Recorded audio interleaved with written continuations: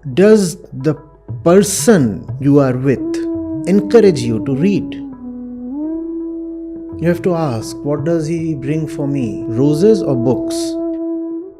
If someone has a stake in making you better, that person will push you towards books. Books are what we all need.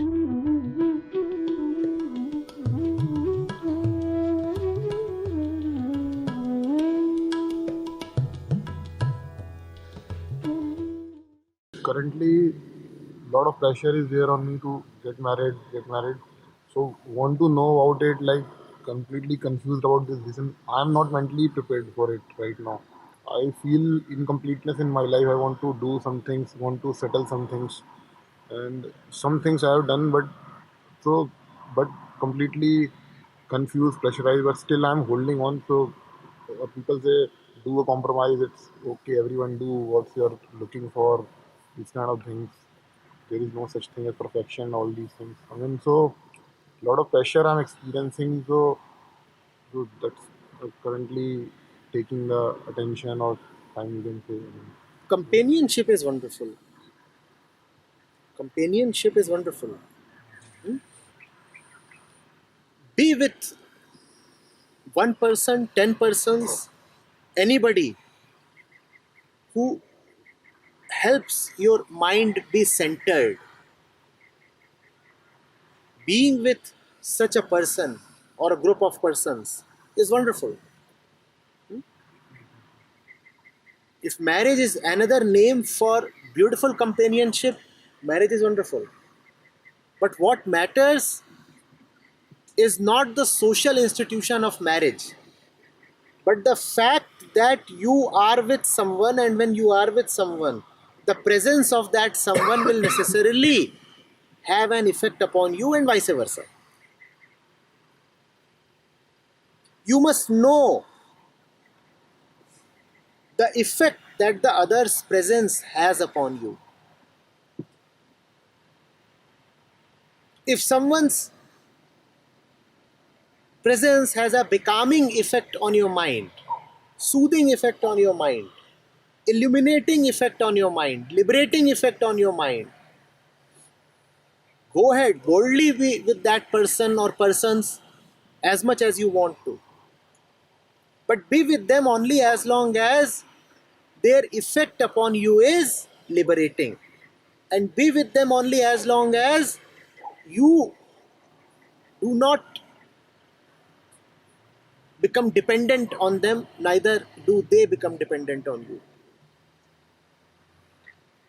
It has to be a mutually healthy relationship, not a relationship in which you enter because of sexuality or loneliness or social pressure.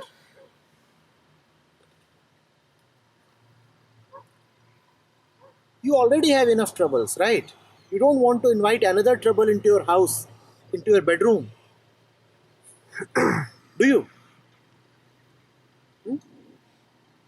But yes, if someone can bring joy and truth to you, invite them right into your heart. And then marriage is inconsequential. With the right person, you marry, wonderful. You don't marry, wonderful.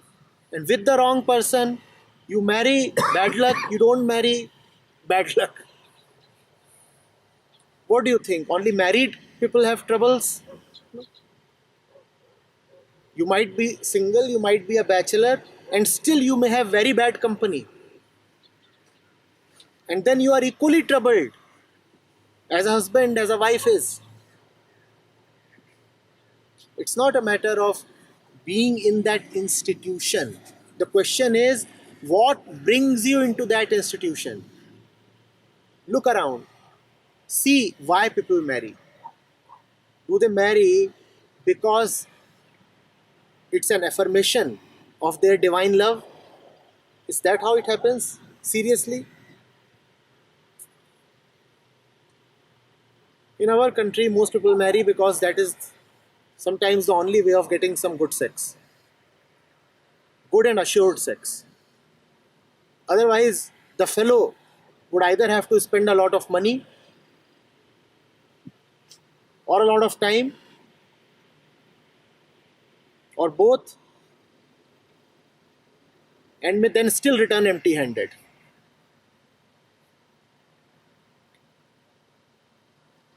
Isn't that so?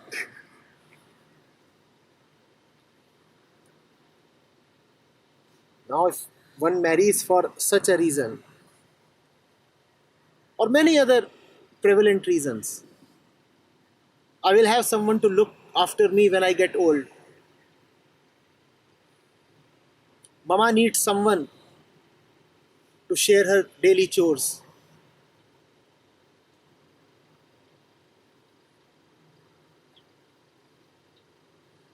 Grandpa is very fond of kids.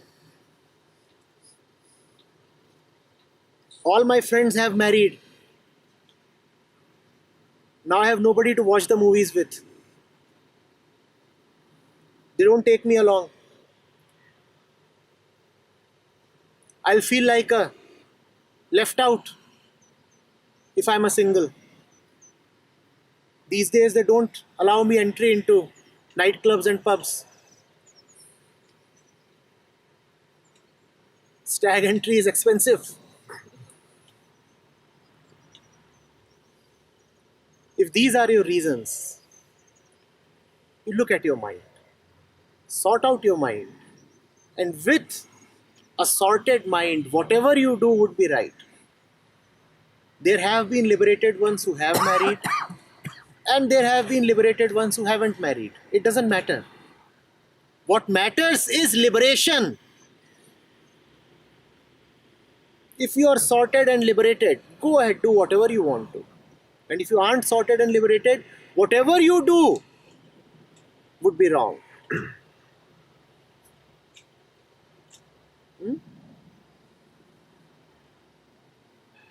An action that arises from fear will only lead to more fear. An action that arises from conformity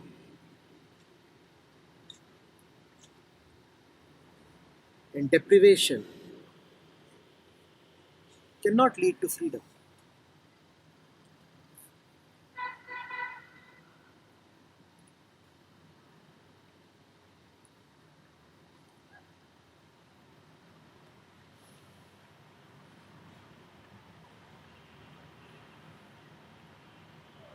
So currently, my feeling is that I'm on the process of sorting my mind. Means I don't know whether I'm right or not, but the currently feeling is that if I take more time, my mind will get sorted out. Things will be clearer to me.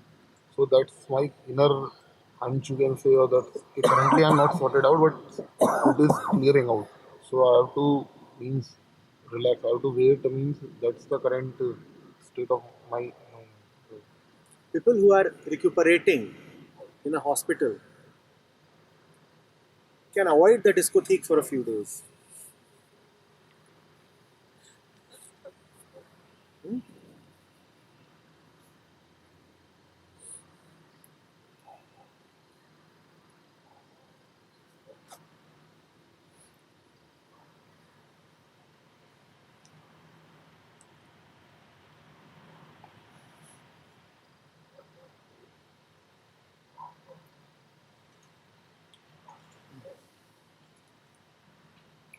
Sir, one question on the relationship. Let's say you said some people gang up, the one you're saying.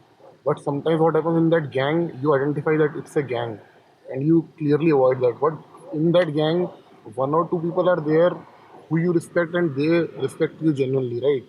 So if they invite you, so what should be our response? Means we know that they are. When they are ganging up, in that moment they are not respectable. Respect is not a permanent tag that you give to someone. When they are in a frame of mind that is worthy of respect, respect them. And when they have ganged up with unworthy ones, with debauched ones, in that moment, are they still worthy of respect?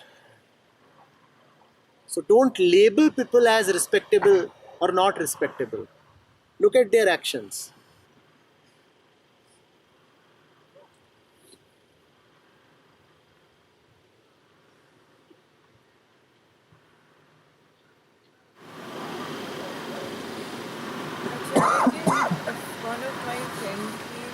my button all the time.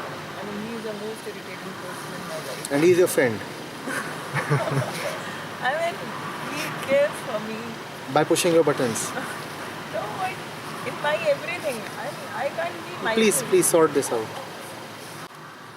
A fellow who irritates you and keeps your mind agitated. Why is he present in your life as a friend? How exactly is he taking care of you if his presence leads to an unsettled mind? What are these tags? The only definition of a friend is someone who brings you back to yourself, to your serenity, to your peace. That is the only friendship possible. And that is also the definition of love. Isn't it?